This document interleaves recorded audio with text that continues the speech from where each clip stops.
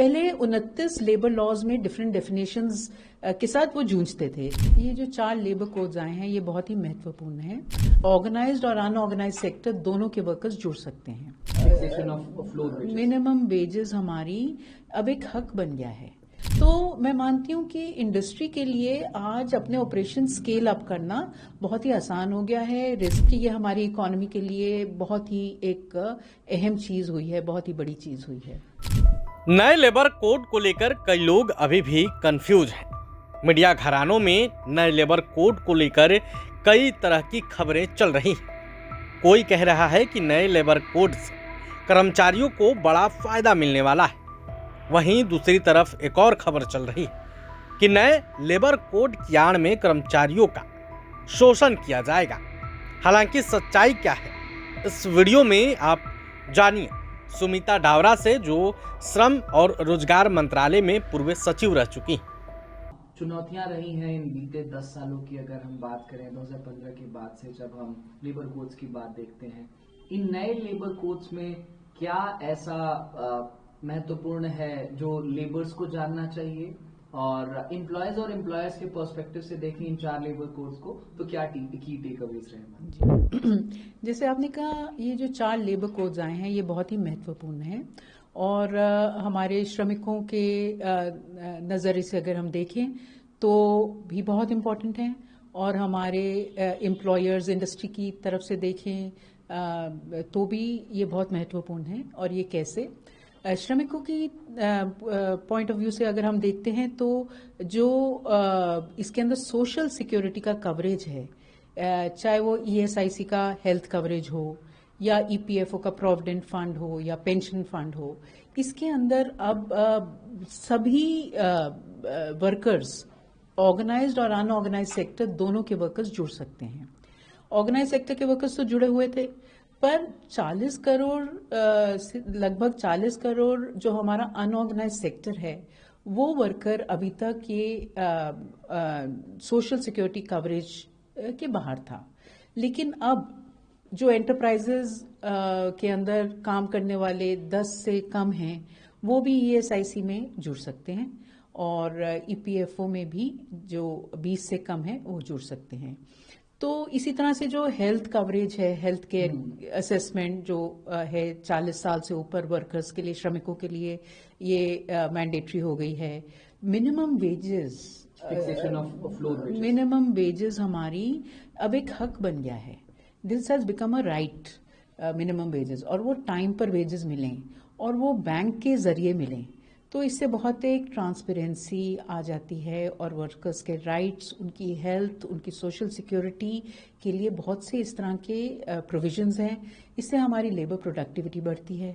फिर महिलाओं के लिए रात को काम करने की जो परमिशन पर एक क्लैरिटी आ गई है, महिलाओं के लिए काम करने की ऑप्शंस बढ़ गई हैं, उनके लिए प्रमोशन के चांसेस, जो इंजीनियर्स हैं फॉर एग्जांपल, महिलाएं रात का शिफ्ट भी कर सकेंगी, 3 शिफ्ट्स बैक टू बैक, तो प्रमोशन के चांसेस बढ़ते हैं। तो इस तरह से हमारे यूथ के लिए जो नौकरियां अब क्रिएट होंगी, क्योंकि बहुत सी फ्लेक्सिबिलिटी इंडस्ट्री के लिए आई है, ईज ऑफ डूइंग बिजनेस की, reduction of cost of doing business की, तो उसके अंदर जितनी भी प्रोविजंस हैं, अब आप देखिए इंडस्ट्री को single license, single registration, single return pan India पूरे देश में ये सहूलियत मिल गई है। उससे इनका कॉस्ट ऑफ डूइंग बिजनेस कम होता है, और ये सब डिजिटल मोड पे होगा। तो इसके अलावा फिक्स टर्म एम्प्लॉयमेंट से जो उनको फ्लेक्सिबिलिटी मिली है, या आप देखिए डिस्प्यूट रेजोल्यूशन के मैकेनिज्म्स जो अब बहुत ही क्लैरिटी आ गई है, उसमें सनसेट क्लॉजेस आ गए हैं। तो मैं मानती हूँ कि इंडस्ट्री के लिए आज अपने ऑपरेशन स्केल अप करना बहुत ही आसान हो गया है, रिस्क उनका कम हो गया है ऑपरेशन स्केल अप करने के लिए, और वो अपने एक्सपोर्ट ऑर्डर्स को, सीजनल ऑर्डर्स को और सहूलियत से कर पाएंगे। तो इस तरह से नौकरियां और भी क्रिएट होंगी, और हमारे जो बिजनेस ऑपरेशंस हैं, इन्वेस्टमेंट्स और आएंगी इंडिया के अंदर, क्योंकि हमारे लेबर लॉज अब सरल हो गए हैं। तो मैं समझती हूँ कि ये हमारी इकोनॉमी के लिए बहुत ही एक अहम चीज हुई है, बहुत ही बड़ी चीज हुई है। कि ये विन-विन सिचुएशन है, both from the perspective of employers and from the perspective of employees as well. तो जब हम एम्प्लॉयर्स की बात करते हैं तो एक धड़ा अब ये भी कह रहा है कि पहले के जो कंप्लायंसेस थे, जब पुराने लॉज की हम बात करते हैं तो उसमें बहुत सरलता आई है अगर हम आज के परिवेश की बात करें। लेकिन कुछ लोग ये भी कह रहे हैं कि ये कंप्लायंसेस अब समझ नहीं आ रहे हैं, तो इनको कैसे सरल तरीके से एम्प्लॉयज तक भी पहुंचाया जाएगा और एम्प्लॉयर्स तक भी पहुंचाया जाएगा। देखिए, जो कंप्लायंसेस हैं वो तो इतनी सरल हो गई हैं और इसमें ज़्यादा अब समझने की ज़रूरत भी नहीं पड़ेगी, क्योंकि एक सिंगल विंडो जो हमारा श्रम सुविधा पोर्टल है उसमें एक सिंगल विंडो आ रहा है, और इस सिंगल विंडो से सिंगल लाइसेंस और सिंगल रजिस्ट्रेशन और सिंगल रिटर्न तो फाइलिंग ऑलरेडी है श्रम सुविधा में। वैसे ही समाधान पोर्टल है, लेबर को कुछ तकलीफ है तो वो समाधान पोर्टल पर अभी भी डाल सकते हैं। तो इस तरह के जो डिजिटल इंटरवेंशंस हैं, वैसे ही जो हमारे लेबर इंस्पेक्टर्स हैं उनका रोल बदल गया है, वो फैसिलिटेटर्स बन गए हैं, लेबर इंस्पेक्टर कम फैसिलिटेटर। तो उन पर उनको सेंसिटाइज किया गया है। पिछले काफी समय से लेबर इंस्पेक्टर्स को सेंसिटाइज किया गया कि अब वो फैसिलिटेटर्स हैं, हैंड होल्डिंग करेंगे इंडस्ट्री की, कि लेबर की जितने भी वेलफेयर प्रोविजंस हैं या एम्प्लॉयर की रिस्पॉन्सिबिलिटीज हैं वो पूरी करें। तो मैं नहीं समझती कि इसमें कुछ कठिनाई है समझने में या करने में, क्योंकि फैसिलिटेशन भी है, पोर्टल्स भी हैं, डिजिटाइजेशन है, टेक्नोलॉजी का उपयोग हो रहा है, सरलता है, हायरिंग की फ्लेक्सिबिलिटी है, ओवर टाइम वर्क करने की रेगुलेशन में फ्लेक्सिबिलिटी आ गई है, स्टेट्स के ऊपर बहुत सी रिस्पॉन्सिबिलिटी फ्लेक्सिबिलिटी दी गई है स्टेट्स को कि वो अपने हिसाब से इन्वेस्टमेंट को कितना अट्रैक्ट करना चाहते हैं, उस हिसाब से वो अपनी थ्रेशोल्ड्स को एडजस्ट कर सकते हैं और ओवर टाइम को भी एडजस्ट कर सकते हैं। आपने बात की ma'am, prime minister always talks about new India, 21st century India ma'am.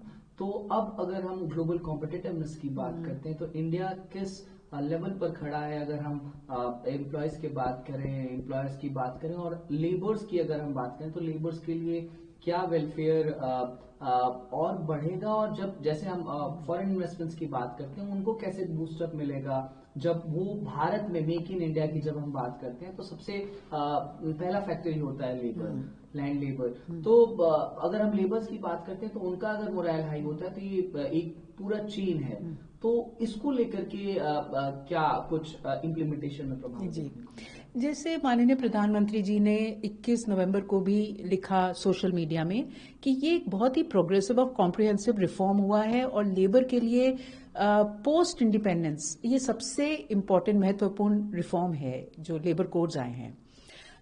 और ये एक शाइनिंग एग्जाम्पल है कि मिनिमम गवर्नमेंट और मैक्सिमम गवर्नेंस कैसे होती है, उसमें लेबर वेलफेयर भी कवर होता है और ईज ऑफ डूइंग बिजनेस भी कवर होता है। अब हम कितने कॉम्पिटिटिव हो जाएंगे, आप देखिए वियतनाम या कंबोडिया या लाओस या ब्राजील, इस तरह के देशों के साथ जब हम compete करते हैं तो हमारे लेबर लॉज अभी तक इंडस्ट्री इनको बहुत कठिन समझती थी और बहुत कम्बसम के कंप्लायंसेस बहुत हैं, कितनी रजिस्ट्रेशंस हैं, लाइसेंसेस के लिए कितने फॉर्म्स भरने पड़ते हैं, ये सब अब सरल हो गया है। और इससे हमारे इन्वेस्टर्स को समझने के लिए डेफिनेशंस भी यूनिफॉर्म हो गई हैं। पहले 29 लेबर लॉज में डिफरेंट डेफिनेशंस के साथ वो जूझते थे, लेकिन अब एक सरलता आ गई है, एक ही तरह की स्टैंडर्डाइज्ड डेफिनेशंस हैं, पोर्टल्स हैं, आपकी फ्लेक्सिबिलिटी है।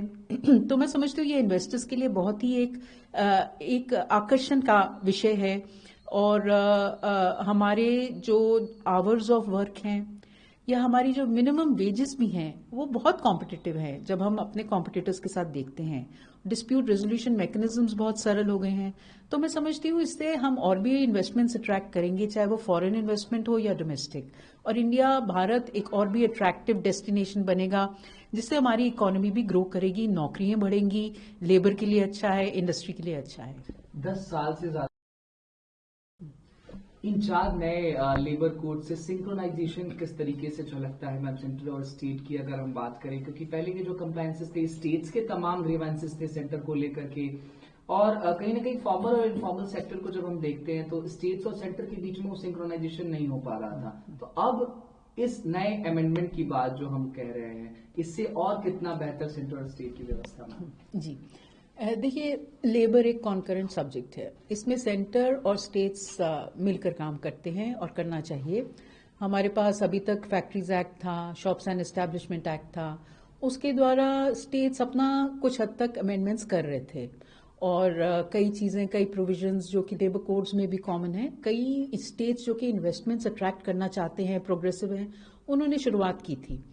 तो सेंटर और स्टेट के बीच अब यूनिफॉर्मिटी और आ जाएगी, क्योंकि लेबर कोड्स पार्लियामेंट ने पास करे हैं और ये एक कॉमन फ्रेमवर्क देते हैं फॉर रिफॉर्म। वो लेबर वेलफेयर का रिफॉर्म हो या इन्वेस्टमेंट अट्रैक्ट करने का रिफॉर्म हो। और लेबर कोड के अंदर जो रूल्स हैं, कई सेक्शंस के ऊपर रूल्स सेंटर बना रहा है और कई सेक्शंस में स्टेट्स, इनफैक्ट स्टेट के ऊपर ज़्यादा रिस्पॉन्सिबिलिटी है कई प्रकार के रूल्स बनाने के लिए।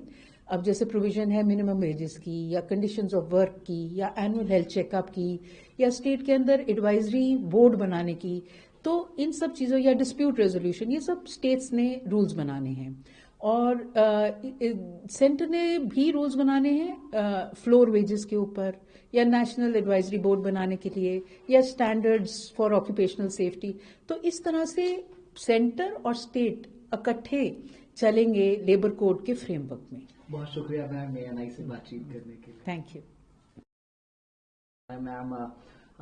As we all are welcoming 4 new labor codes, so what are the key takeaways when we talk about these 4 labor codes from the perspective of employees and employers, ma'am? You see, the new labor codes, the 4 labor codes are unique because they have codified multiple laws. And as we are well aware, many of these laws date back to pre-independence or just after independence time.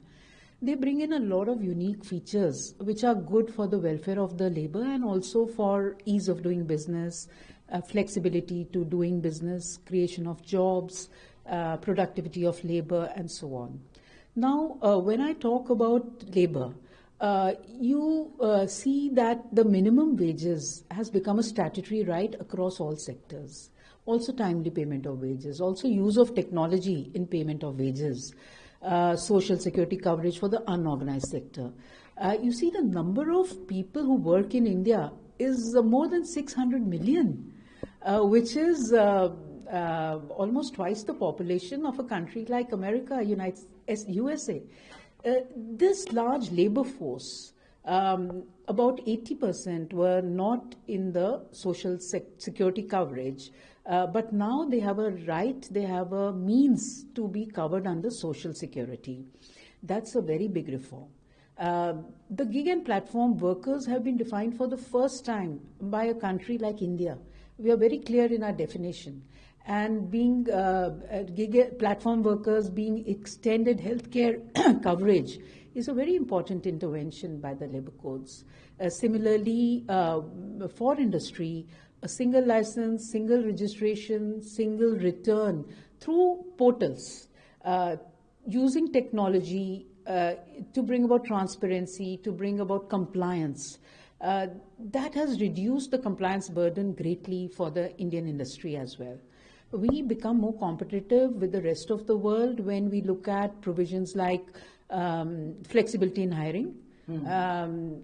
So to be able to deliver on seasonal orders for the export markets or to scale up operations has become much easier for industry.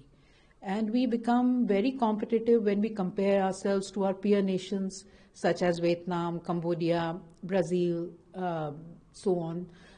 We become very competitive because the working hours regulations have been relaxed, become more flexible.